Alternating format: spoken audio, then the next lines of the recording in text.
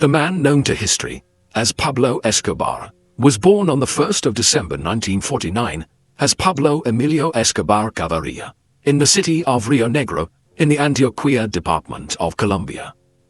His father was Abel de Jesus Dari Escobar Echeverri, a poor farmer who often worked as a farmhand on the allotments of others to make ends meet for his large family of 7 children, of which Pablo was the third. Pablo's mother was Hermilda de los Dolores Gaviria Berrio, who along with raising their 7 children, also worked as a teacher in a local elementary school.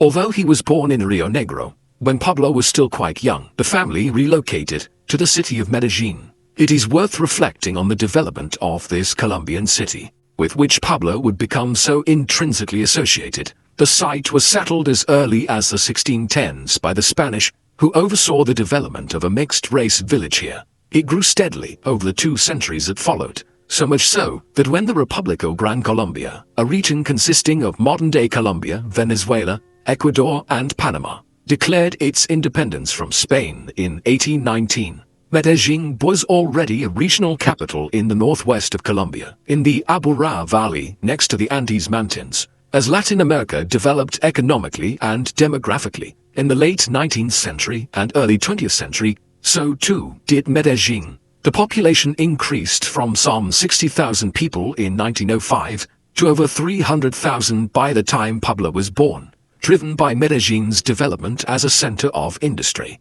And this growth did not stop there. By the time Pablo entered his early 20s, the population of the city had increased to over 1 million people. Medellín was now the industrial capital of the country, and the second largest city, next to the capital Bogotá. But, with this rapid expansion, came rampant urban poverty.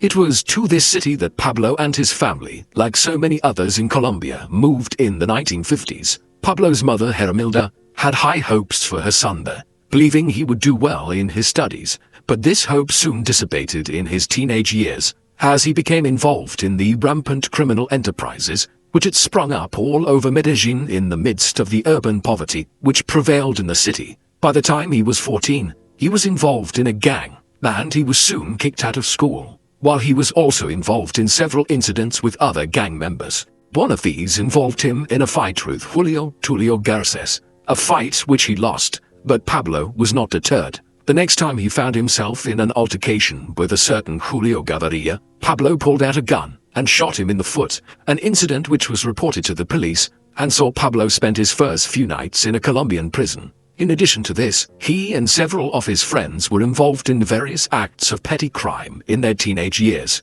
Certain versions of events have them stealing gravestones and sanding down the front with the names on them to resell them as new. Others suggest Pablo was running a racket to sell fake high school and university diplomas. It is hard to say where truth ends and fiction begins in these versions of his early life. The subsequent checkered life of Pablo Escobar has to be considered in light of the history of Colombia in the 20th century and the development of the drugs trade there.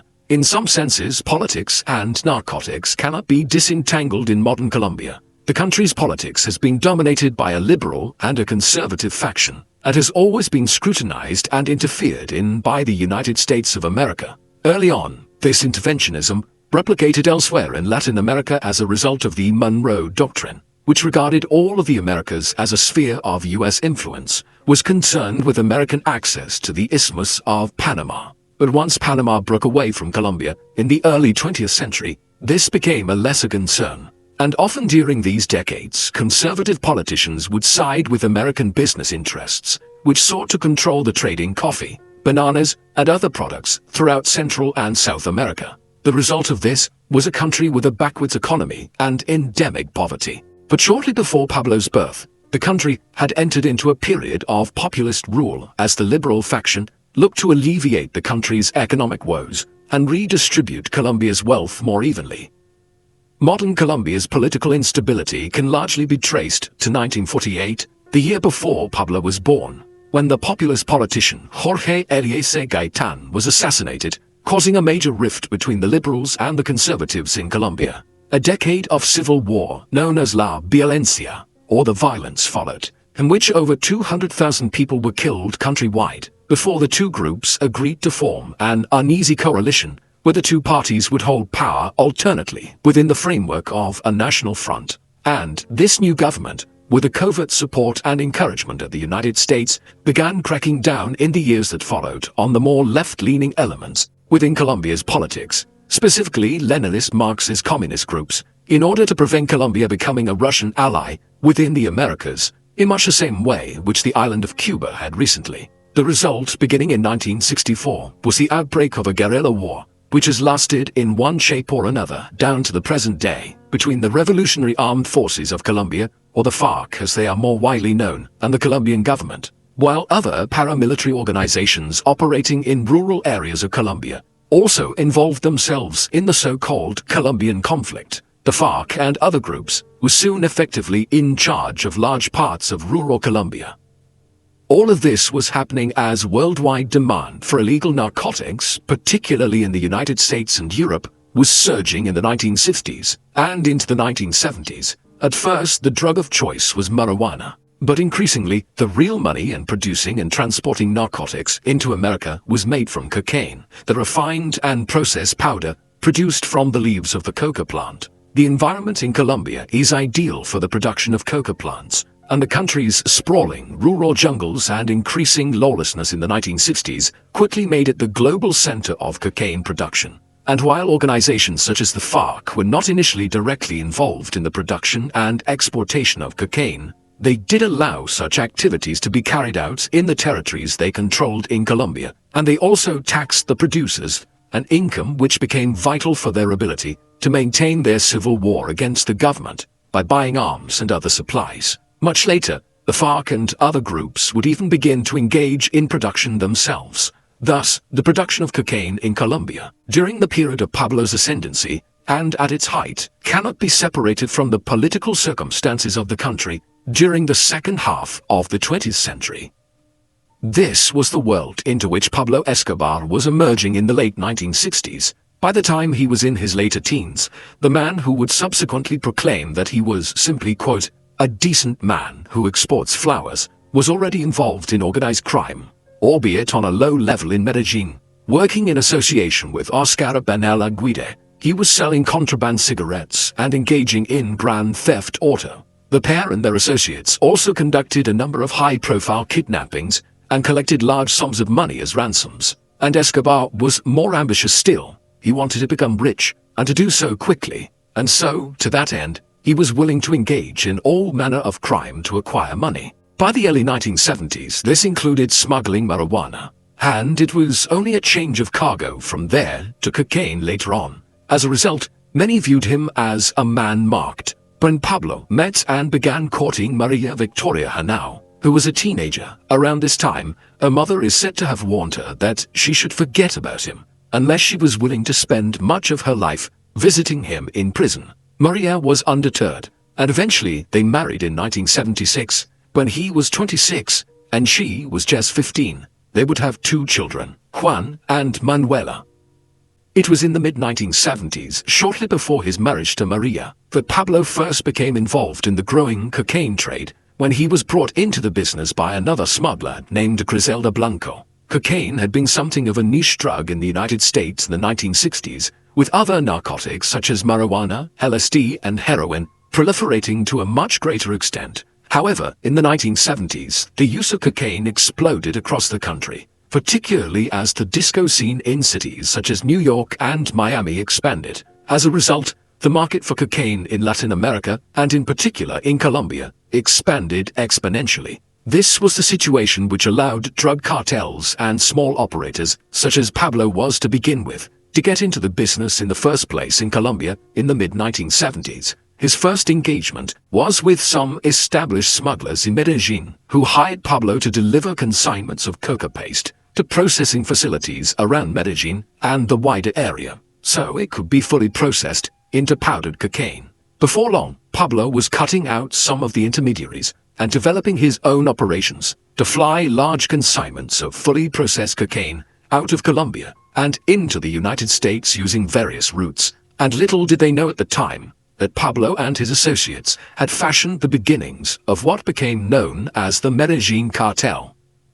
The MedellínCartel was almost over before it ever really got going. In May 1976, Pablo and several others were arrested on their way to Medellín with a large consignment of 18 kilograms of coca paste. Pablo's first instinct was to try to bribe those who had arrested him, and subsequently, the judges themselves in Medellín. This did not work, so Pablo then tried to have the arresting officers murdered to stop them from testifying at his trial. Evidently, the possible risks which were now associated with trying to pursue Escobar were such that the authorities ultimately decided to drop the case. He walked free, but the manner in which he had made the charges disappear was symptomatic of Pablo's approach for the next 15 years or so. Escobar was always willing to use violence if it could win him an edge over his competitors or keep the authorities from catching up with him.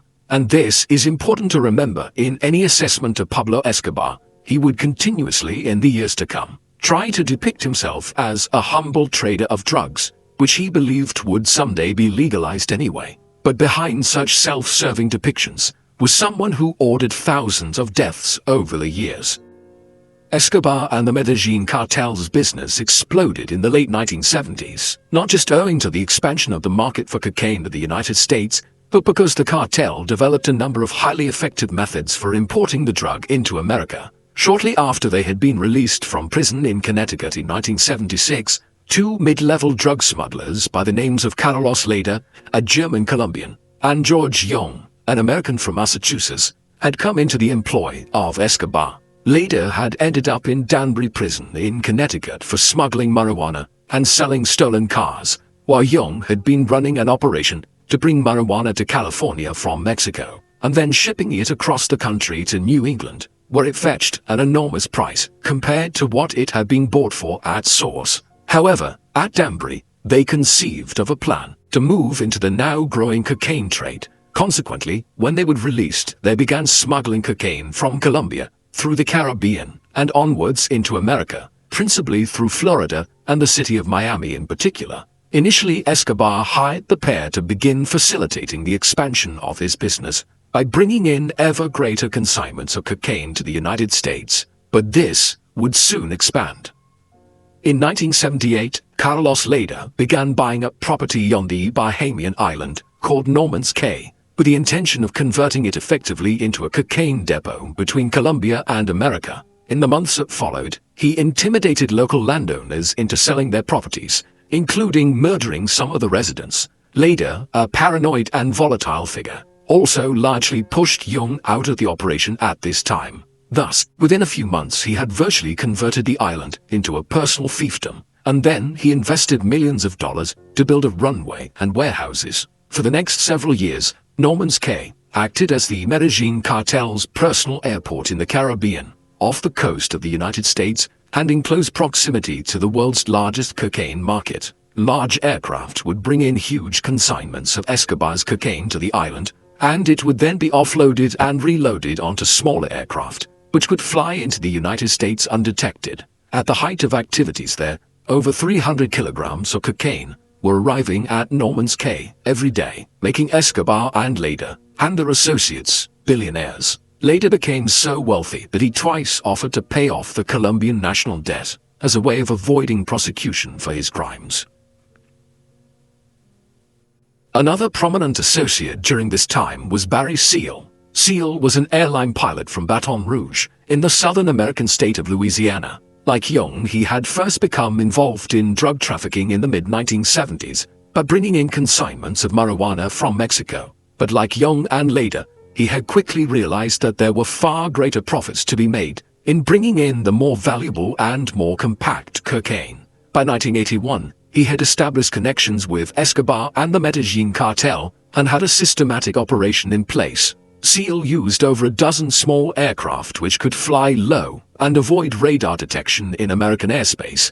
These would fly in over the Gulf of Mexico to Louisiana airspace, where they would then drop the packages out of the plane into agreed-upon sites in a rural area. Seal then had a ground team collect the packages before they were shipped off towards Florida and delivered into the wider Medellín cartel's distribution network on the East Coast. However, Seal's work for Escobar became double-edged. He was indicted by the DEA, the United States Drug Enforcement Agency, in America in 1983, and by early 1984, he was working as a U.S. government informant. who provided extensive information about Escobar and his operation.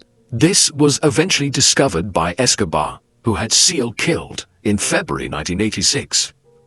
While Norman's Cay was becoming a private fiefdom of Ladar's as an offshoot of the MedellínCartel, and Seal was dropping his packages over Louisiana, Escobar was also establishing his own private kingdom in Colombia. With some of the proceeds from his operations, Pablo bought some 20 square kilometers of land around Puerto Triunfo, approximately 150 kilometers to the east of Medellín. Here he developed the Hacienda Nápoles, or Naval's estate, a vast complex for him and his family. This included a Spanish colonial house, a sculpture park, and even a zoo complete with exotic animals, which Escobar had imported into Colombia, including zebras, hippos, antelopes, elephants, giraffes, ostriches, and ponies. Escobar was particularly fond of hippos, and many of these were brought into the hacienda, a decision which has led to a population of wild and feral hippos inhabiting this part of Colombia to the present day. Pablo Escobar also amassed a large collection of vintage and luxury cars and motorcycles, and even installed a kart racing track and a bull ring. There was also an airport at the hacienda, though this was for visitors rather than being part of the MedellínCartel's business operations. Escobar had even intended to construct an ancient Greek-style citadel or acropolis here, but in the end, this plan went unrealized.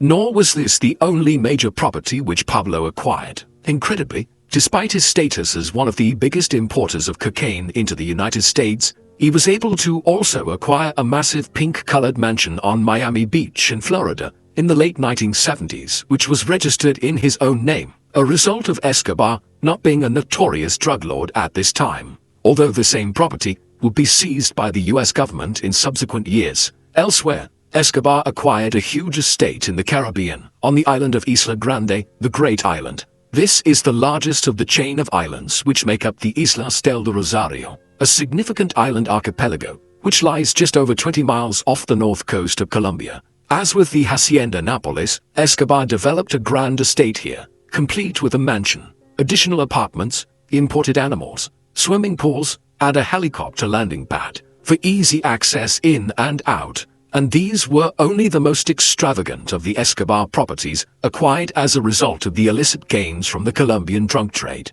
as the MedellínCartel also had hundreds of properties throughout the country, which were often used solely for the purpose of hiding its money in highly elaborate fashions.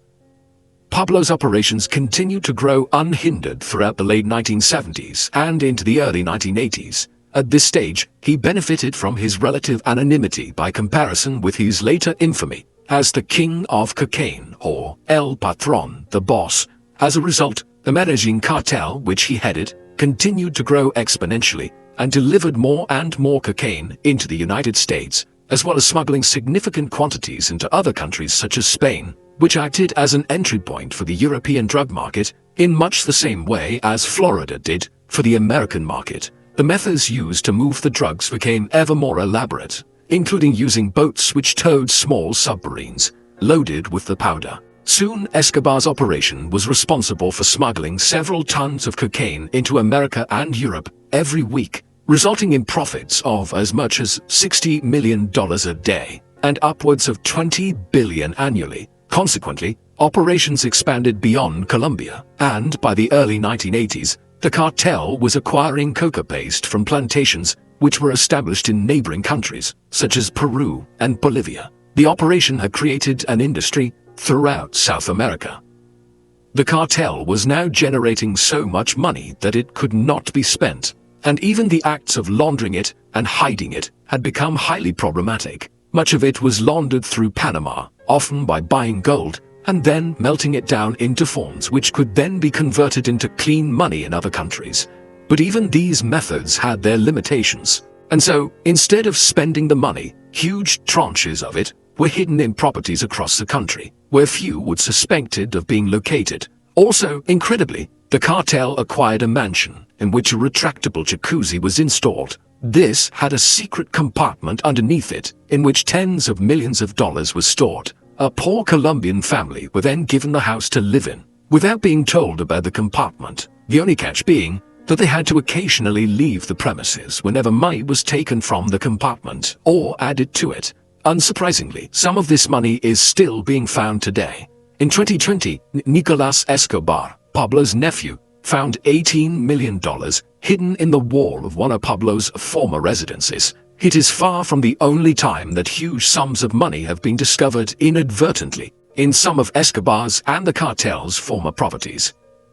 With ever-increasing profits, there also came an ever greater risk of getting caught. One of the greatest fears for Escobar and other members of the cartel was extradition. In September 1979, the Colombian government had signed an extradition treaty with the administration of U.S. President Jimmy Carter, whereby Colombian drug smugglers who imported large quantities of cocaine into the United States could be sent to the U.S. to face criminal prosecution for their crimes there. This treaty came into effect in March 1982 and posed a grave risk to Escobar. If he were arrested and sentenced in Colombia, the corruption which prevailed in the country would allow him to either escape conviction or a jail sentence would follow under very comfortable terms. However, if he was extradited to the United States and was convicted there, he would almost certainly face life in prison in a maximum security facility. In response to this threat in the early to mid-1980s, Escobar and several associates began a terrorist campaign of kidnappings, murders, and bombings of individuals within Colombian politics, policing, and the judiciary, in an attempt to make them row back on the extradition treaty. But it did not have the desired effect, and throughout the 1980s, the fear of extradition remained omnipresent for traffickers such as Escobar in Colombia. To counteract the risk of extradition, Pablo attempted to gain popular support throughout Colombia. Much of Escobar's mystique was born of a self-created image of himself as a Colombian Robin Hood. In the initial years, there was a perception that Pablo and the cartel's activities were doing little to harm ordinary Colombians. Any social damage which their actions engendered occurred far away in the United States, a country which many Colombians viewed as an imperial aggressor in Latin America. To soften his image further, Pablo gave away substantial amounts of the vast sums of money which were arriving into the cartel's coffers every week. This he distributed as free cash giveaways to the people of Medellín in some instances, while he also spent large sums of money on building projects, both Medellín and the wider country. These included soccer stadiums, parks, and civic amenities, while for a time, he even opened the zoo at Hacienda Nápoles to the public, charging no entry fee. One of the most significant investments was in improving the road network around Medellín. The city had developed very quickly in the 20th century and was now plagued by traffic jams, which Pablo's money went some way towards remedying. Finally, at Christmas, Escobar dressed as Santa Claus and would give out expensive presents in the poorer neighborhoods. In this way, he bought the adulation of many of Medellín's and wider Colombia's citizens. Despite such efforts to soften his image, by the early 1980s, Pablo was well known as the head of the infamous MedellínCartel and was a marked man. So he responded in a novel way. He courted even further notoriety. In 1982, he decided to enter Colombian politics and stood as a candidate for the Colombian Liberal Party. Here he focused his campaigning on the extradition treaty, which was just going into effect between Colombia and the United States, with Pablo arguing that the Colombian president, Julio César Iturbide, was effectively ceding away some of Colombia's sovereignty to the United States by allowing Washington to extradite Colombian citizens to its own country and prosecute them there. Yet Pablo had his own critics throughout the campaign as well, some of whom were silenced with bullets. At a debate in Medellín, one vocal dissenter accused Escobar of entering politics for his own ends. The man was detained by the Medellín police shortly afterwards, elements of which were in the cartel's employ. Thereafter, he was handed over to Escobar's henchmen, before showing up days later, dead on the streets of Medellín, his body riddled with bullets. Thus, through a mixture of intimidation and his populism, Escobar managed to win election to the Colombian Chamber of Representatives in March 1982. Pablo's entry into Colombian politics was a debatable strategy. While it provided something of a smokescreen for his illicit activities and allowed him to challenge the extradition treaty from within Parliament, it generated an awful lot of unnecessary attention for him. More significantly, it provoked the conservative political establishment in Colombia to begin attempting to bring him down. Before, he had been one of many drug traffickers in the country, albeit the most successful. Now he was deliberately trying to undermine the country's political establishment. In particular, the newly elected conservative president, Belisario Betancourt, was determined to oust Escobar from Colombia's politics. To that end, in the summer of 1983, Betancourt initiated a campaign against Pablo. Firstly, he appointed Rodrigo Lara Bonilla as the Minister of Justice to take a much more active stance in prosecuting Colombia's drug traffickers, Pablo being chief amongst them. Simultaneously, a media campaign was launched against Escobar, with a lengthy article appearing in the El Espectador newspaper, assessing Pablo's earlier arrest in 1976. This provided extensive details of what had happened and the subsequent efforts by Escobar to cover up his arrest and the methods used to avoid prosecution. Pablo was now the subject of unwanted media scrutiny as he became the face of illegal drug trafficking in Colombia. His initial reaction was his usual one to such unwanted attention. He considered having the editor of El Espectador murdered, while also ordering members of the cartel to try to purchase as many copies of the edition of the newspaper as possible to limit its readership. However, within days, further stories began to break, which extended the problem beyond what was appearing in the pages of El Espectador. Some of these homed in on his private life and provided details on how Pablo had begun an affair with a well-known Colombian television presenter named Virginia Vallejo. Vallejo had recently become the first journalist to undertake a one-on-one interview with Escobar, and their relationship had developed from there. The result was a crisis at home, as well as in public for the trafficker, as his wife Maria temporarily kicked him out of the family home and threatened to divorce him, a situation which was only remedied after much pleading, though Pablo's affair with Vallejo continued on and off for several further years and only ended in 1987.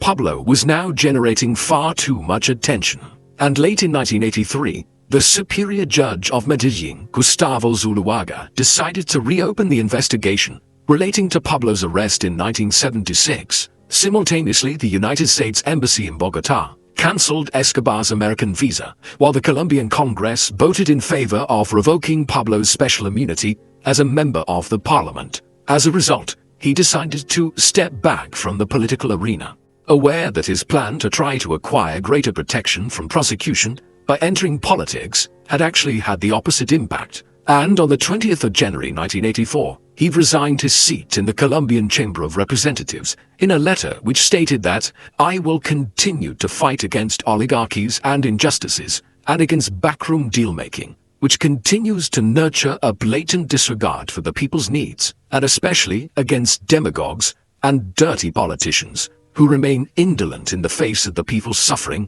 but are always on the alert when it comes to divvying up official power." It was a defined exit, and as the years ahead would prove, Escobar was now determined to confront the Colombian government in other, more aggressive ways. On the 30th of April 1984, 3 months after Pablo's resignation from the Colombian parliament, the Justice Minister, Rodrigo Lara Bonilla, who had made it his goal to prosecute Escobar and Colombia's other main traffickers, was sitting in his car in traffic in the streets of Bogotá, when a Yamaha motorcycle pulled up next to the vehicle. There were 2 men on it. One was driving, but the back passenger, Ivan Dario Guisado, quickly pulled out an Uzi submachine gun and opened fire on Bonilla's car. The Justice Minister was hit with multiple bullets and died instantly. Guisado, who was killed moments later as Bonilla's bodyguards returned fire, and the driver, Byron Velasquez, had acted on Escobar's orders in an act which was effectively a declaration of war by Pablo on the Colombian government. And it was viewed as such by the authorities, which now moved to fully implement the extradition treaty with the United States. Meanwhile, Pablo temporarily left Colombia with his family, settling in Panama to the north and then spending a brief interval in Nicaragua, a country enduring a full-blown civil war in the mid-1980s. When he finally returned to Colombia late in 1984, Pablo was determined to escalate his conflict with the government. He now opened contacts with the 19th of April movement, or M19, a Colombian guerrilla organization which had emerged in the 1970s and had become the second largest paramilitary organization in Colombia, next to the FARC. Now, with Pablo's encouragement and financial and logistical support, M19 began preparing to attack the Colombian government head-on in response to the implementation of the extradition treaty with the United States, a development which the group saw as a blatant infringement of Colombia's national sovereignty. Thus, on the 6th of November 1985, some 36 M19 guerrilla fighters stormed the Palace of Justice, the seat of the Colombian Supreme Court in Bogotá, taking over 300 individuals hostage, including most of the Supreme Court judges. Then, demands were issued calling for the renouncement of the extradition treaty and for President Betancourt to step down and face charges. Meanwhile, the Colombian army had surrounded the palace and was making preparations to storm the building if needed. Pablo had instigated a full-blown military conflict in the center of the Colombian capital. While the M19 fighters' demands in the Palace of Justice, of course, could not be granted on any level, on the morning of the 7th of November, the day after the attack began, there seemed to be some room for negotiation. The paramilitary fighters within agreed to release a prominent hostage, a state councillor named Fernando Arciniégas, early that morning. But in the hours that followed, the mood soured. Then, just after lunchtime, at 2 p.m., General Jesus Armando Arias Cabrales, the commander of the army divisions outside, ordered the storming of the building. In the hours that followed, nearly 100 people were killed inside the palace, including nearly all of the M19 fighters and half of the 24 justices of the Colombian Supreme Court. However, for Pablo, the incident had provided an unexpected benefit. Large tranches of documentation and evidence on Colombia's leading traffickers was destroyed in the attack on the palace. It was believed that these had been deliberately burned by the M19 fighters within to aid Escobar in escaping charges. But it now seems more likely that these had accidentally been destroyed by a fire which broke out as a result of the explosives which were used by the army to break into the building. The bloodbath had proved unexpectedly beneficial for the drug lord, and meanwhile Betancourt's government was coming under sustained criticism for its handling of the incident, which had led to the death of half of Colombia's senior judges and dozens of others.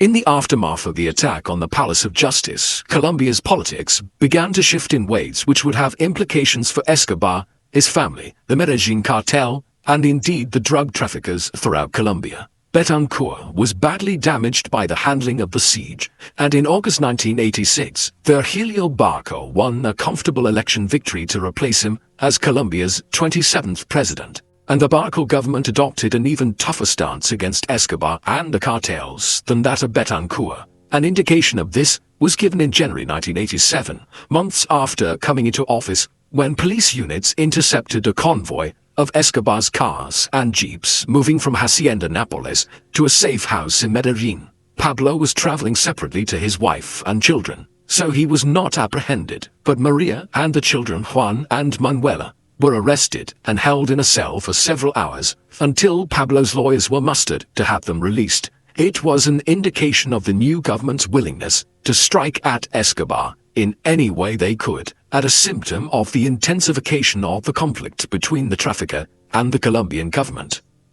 The Colombian government was not Escobar's only antagonist in the mid to late 1980s. In the late 1970s, just as the MedellínCartel was developing under Pablo's auspices, a separate cartel had emerged in the city of Cali, in southwestern Colombia, run by the Orejuela brothers Gilberto and Miguel, José Londono, and Helmer Pacho Herrera. At first, the two cartels collaborated with each other, often acting in shared interest to circumvent any legal problems in Colombia and to launder their money abroad, while there were agreements put in place to divide up certain parts of the cocaine market within the United States. However, tensions escalated in the mid-1980s, in part brought about by efforts by Rodriguez Gacha, one of the senior members of the MedellínCartel, to muscle his way into the New York City market, an area which Medellín had typically ceded to Cali. By late 1987, an open war was in effect between Medellín and Cali, with rampant murders and numerous bombings,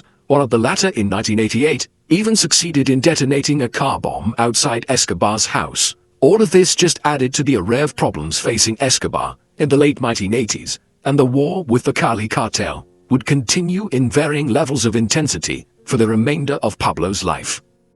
Despite the war with Cali and the government's ongoing efforts to arrest him or extradite him, the MedellínCartel reached the peak of its wealth and power in the mid to late 1980s, fueled by the ever-increasing demand for cocaine in the United States. By this stage, the cartel was generating revenues of approximately $70 million per day, or about $25 billion annually, a sum which would amount to over $70 billion in today's money when adjusted for inflation, all the result of a trafficking network which was managing to import over a dozen tons of cocaine, on average, into the US on a daily basis, as later recounted by Pablo's brother Roberto, who oversaw much of the finances and logistics of the cartel. The organization was spending $1,000 a week on rubber bands to divide the money they had coming in into stacks. There was so much profit that perhaps as much as 10% of the cartel's money was being lost or destroyed before it could ever be spent.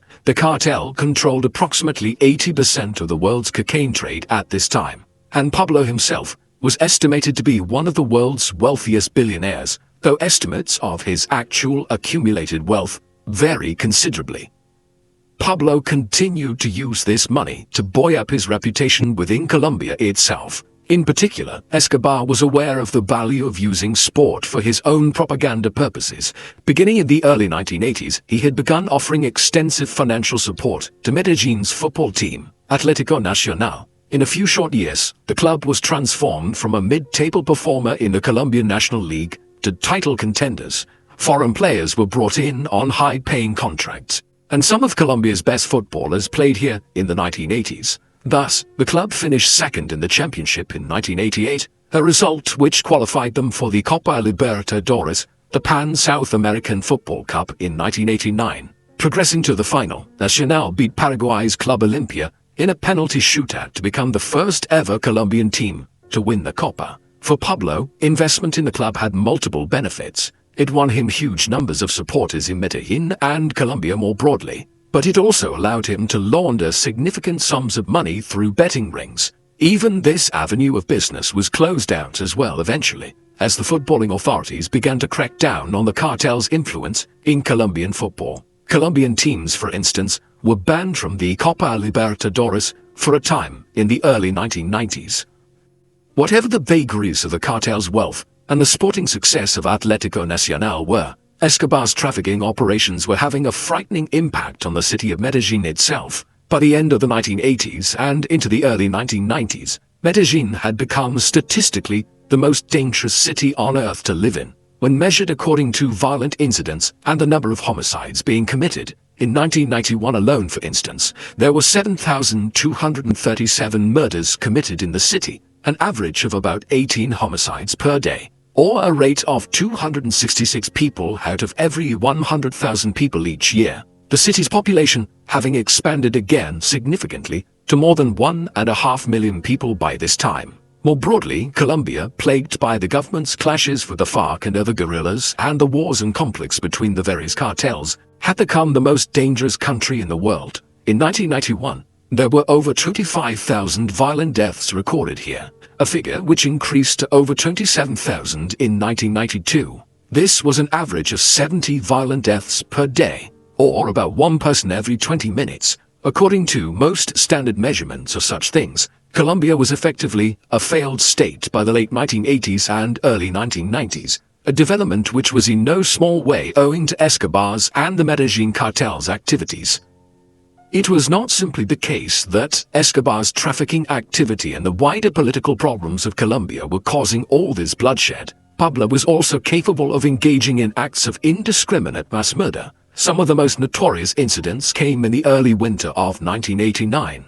On the 27th of November, Avianca Flight 203, a Colombian domestic passenger flight from Bogotá to Cali, exploded in the sky 5 minutes after taking off from the Colombian capital, killing all 107 passengers and 3 others on the ground. Pablo had orchestrated the bombing in the lead-up to the 1990 presidential election in a failed effort to kill César Gaviria Trujillo, a candidate in the election whom it was clear would take a particularly tough stance on the cartels if elected. Then, just 2 weeks later, A truck bomb exploded outside the Administrative Department of Security building in Bogotá. On this occasion, Escobar's target was General Miguel Alfredo Marquez, the director of the department. The truck had been filled with half a ton of dynamite, and the explosion was so big that it killed 57 people and injured over 2,000 more in the building and the surrounding area. Thus, for all his efforts to portray himself as a Colombian Robin Hood, Escobar was overseeing acts of indiscriminate mass murder throughout Colombia in the late 1980s.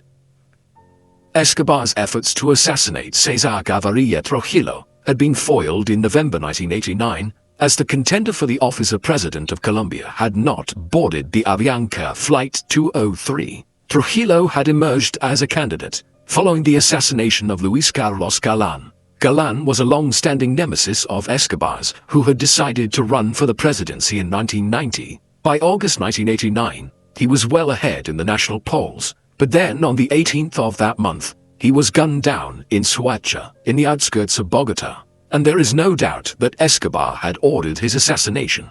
Trujillo had stepped into the void created by Galán's assassination, and there was now no doubt that Pablo had to be prosecuted to the fullest extent possible by the new Colombian government when Trujillo duly won the election to become president in 1990. However, just months later, a new obstacle was introduced into the situation when a new constitution was promulgated for Colombia in 1991, but with the stipulation that it would not honor the extradition treaty with the United States. Many contemporaries and most analysts since have concluded that a broad range of individuals connected to the cartels, and Escobar most especially, had bribed dozens of members of the National Assembly to ensure that the extradition treaty was not to be included in the new constitution. With the fear of extradition to the United States temporarily removed, and with the difficulties of his position mounting, a situation in which he was simultaneously at war with the Cali cartel and the Colombian government, Pablo now decided on another radically different course of action. He began to negotiate with elements within Trujillo's administration about how he could offer to serve a limited jail sentence in order to bring to an end his conflict with the state and make himself a relatively free man at the end of the process. This was an arrangement which could have benefits for both sides. For Escobar, it would mean a relatively clean slate within Colombia itself, while for the Colombian government, it offered the possibility that the constant attacks on politicians and judges, which Escobar had overseen for the better part of a decade, might finally be brought to an end. It would not be the most honorable of deals, but for a country which was mired in so many problems by the early 1990s, including a civil war in the rural parts of the country, it presented the possibility of temporarily abating one problem. As a result, in 1991, Pablo Escobar, the head of the MedellínCartel, voluntarily surrendered himself to the Colombian law enforcement. There was just one catch. He had requested that he be allowed to build his own jail. La Catedral, or the cathedral, was not exactly the typical idea that one has of a prison, where in many jurisdictions prisons are built to separate the incarcerated individual from their old life. In this instance, Escobar was able to negotiate the terms of his surrender, which included the ability to build his own prison. The cathedral was accordingly constructed on a hilltop overlooking the city of Medellín, so that Pablo's associates and family could easily visit him. The setup was not exactly onerous for the Colombian drug lord. For instance, the prison featured a football pitch, a jacuzzi, and even its own bar, complete with a waterfall. Escobar had even had his own private telephone line and a telescope set up so that he could get a bird's-eye view of what was occurring in the city below. Effectively, this was a purpose-built mansion for Escobar, in which he was under a kind of voluntary house arrest. For this reason, the prison became known colloquially as Hotel Escobar, as an indication of exactly how lax the terms of Pablo's prison sentence actually were. Moreover, it was constructed with defense in mind. Built on a hilltop, which was often shrouded in fog, the cathedral acted more as a fortress to prevent anybody outside trying to get at Escobar, rather than a prison in which Pablo was confined. The terms of Pablo's sentence had been that he would spend no more than 5 years imprisoned at La Catedral, and in return, the Colombian government had agreed to forego any efforts to extradite him to the United States. Escobar would effectively be allowed to continue to oversee his trafficking activities from on top of the hill overlooking Medellín, while the government would be able to save face and say that it had finally managed to impose some form of punishment on the drug lord.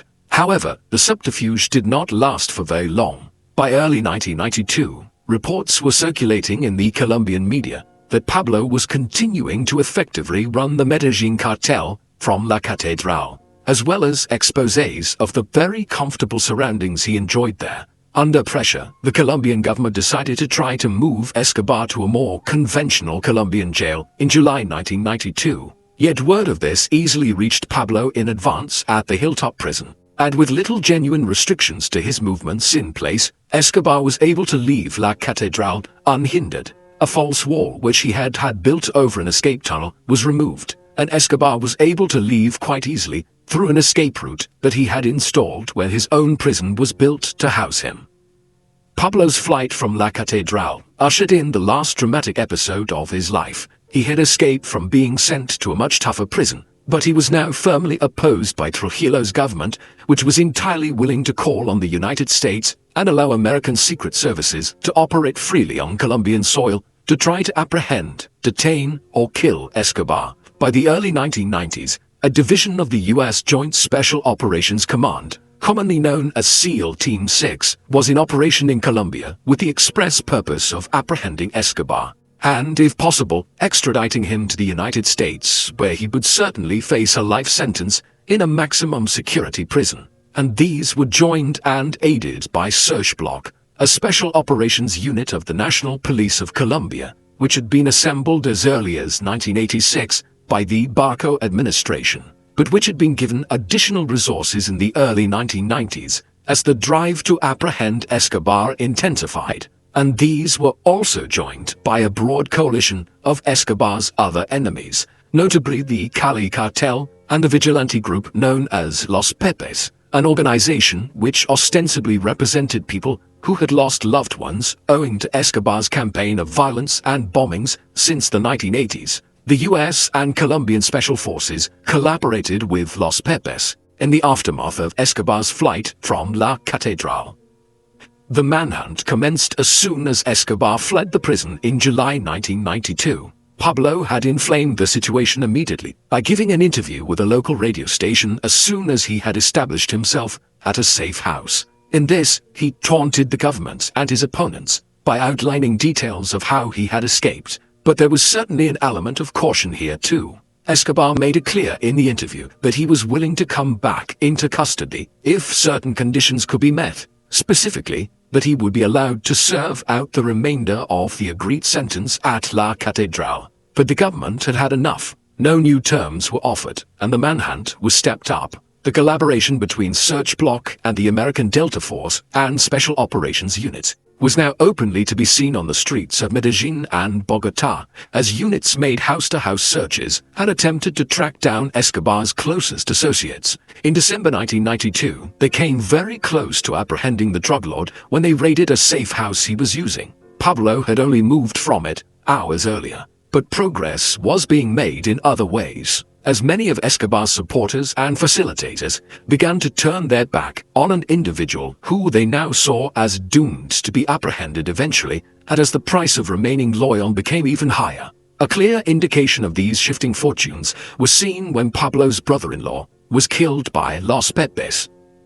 In the end, Escobar managed to evade the authorities for nearly a year and a half after his flight from La Catedral. He was finally caught owing to a surveillance operation, which managed to trace his cell phone transmissions in the early winter of 1993. As a result, Search Block and US operatives determined that Escobar was holed up in another safe house in Los Olivos, a middle-class neighborhood in Medellín. They moved on the 2nd of December 1993. A unit of 8 burst through the door, following which Escobar and his bodyguard that day, Alvaro de Jesus Aguadelo, or El Limón as he was known, ran out onto the roof of the building and made an effort to escape across the roofs of the adjoining houses. It is not 100% clear what happened next. Gunfire was exchanged, and moments later Pablo was lying dead on the rooftop, bullets having hit him in his leg, torso, and ear. The shot to the ear entered his head and killed him, but there is a suspicion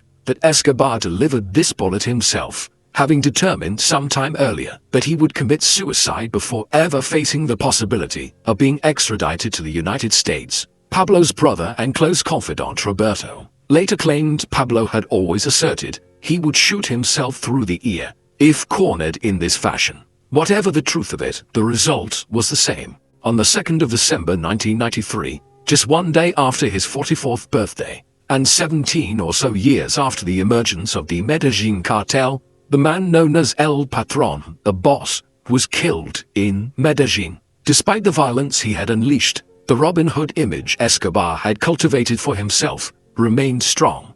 Over 25,000 mourners turned out for his funeral.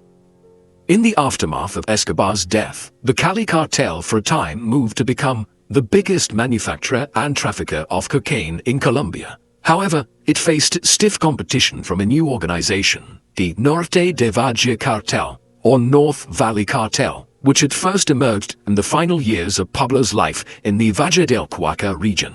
Both outfits were increasingly looking to transport their cocaine north to Mexico, which became the new entry point into the United States, as the Caribbean routes to Florida and the East Coast became ever more difficult to traffic through in the 1990s. And eventually, the Cali cartel too would largely be dismantled and fragmented in the mid-1990s, and further successor syndicates appeared, notably the North Coast Cartel, based out of the northern city of Barranquilla, and with particular focus on supplying networks to the Eastern Europe, while also rejuvenating some of Pablo's older supply lines north to the East Coast cities of the United States. All of these others in their own time have come and gone and been replaced by newer organizations, each with a determination to use ever more violent methods to establish themselves. Today, Colombia is a country which is gradually recovering from the drug cartels and the political conflicts which ripped it apart in the second half of the 20th century, and allowed figures such as Escobar to flourish. In 2016, an historic ceasefire agreement was introduced between the Colombian government and the FARC rebels, offering the possibility of an end being brought to half a century of paramilitary violence in the country. And the city of Medellín has prospered since Escobar's demise. Crime rates in the city decreased rapidly in the aftermath of the collapse of the Medellín cartel in the mid-1990s, and the city has benefited from investment and the development of a major transport infrastructure, which has seen it become a hub of industry and business within Colombia once again in the early 21st century. Today, the city is internationally acclaimed for its development of an environmental and innovative public transport system, a far cry from its position 30 years ago as the homicide capital of the world under Escobar's auspices. Other signs of Escobar's influence are still visible. La Catedral was left abandoned for many years in the late 1990s and early 2000s, but in 2007, a group of Benedictine monks took it over and turned it into a religious site, complete with a library and other amenities. Meanwhile, the hippos have increased in number and are still wandering around the grounds of the Hacienda Nápoles. Pablo Escobar was something of an enigmatic figure. He grew up in the urban squalor of Medellín, a place which had developed from a small town into a city of over 1 million people during the course of the half-century between the 1920s and the 1970s. Moreover, he emerged as a drug trafficker at a time when Colombia was in the midst of mass political violence, effectively a civil war, and as the country also became the global capital of the production of cocaine. Consequently, it is easy to imagine that if Escobar had not emerged as the head of the Medellín cartel, somebody else would have come to prominence in the Colombian drug trade anyway, whether in Medellín, Cali, or elsewhere. It could also be argued that he did much to help the poor and disenfranchised, particularly in his hometown at a time when Colombia was suffering from appalling poverty, and many had effectively been abandoned by the government in Bogotá. Pablo gave handouts to the poor, created jobs, and developed Medellín's infrastructure. He even allowed people free access to his zoo at Hacienda Nápoles, and buoyed people's spirits by funding Atlético Nacional football team to such an extent that they won the Copa Libertadores in 1989. This was the Robin Hood-type image of himself, which Escobar attempted to cultivate. The reality is far grimmer though. Escobar was a mass murderer who sank Colombia and Medellín in particular into levels of violence and bloodshed which were unprecedented. It is certainly true that the country had many problems, which were not of his making. But it was his increasingly determined efforts to wage war on the Colombian government and rivals, such as the Cali cartel from the mid-1980s onwards, which saw the country reach the point where over 25,000 violent deaths were occurring every year, nearly one-third of them alone in Medellín. Moreover, Escobar might have been willing to give away much of his wealth, most of which could not be used by the cartel anyway by the mid to late 1980s, but he was equally willing to murder scores or even hundreds of innocent bystanders at a time, in efforts to kill his enemies, such as occurred with Avianca Flight 203 and the Department of Security bombing in November and December 1989. Once his malevolent influence was removed in the mid-1990s, Medellín and Colombia gradually started to make some progress towards reforming the city and the country. Consequently, while Escobar might have claimed that he was simply a decent man who sells flowers, the reality was far different. What do you think of Pablo Escobar? Was he the Colombian Robin Hood type figure he tried to portray himself as, or was he simply a ruthless mass murderer and a profiteer? Please let us know in the comment section, and in the meantime, thank you very much for watching.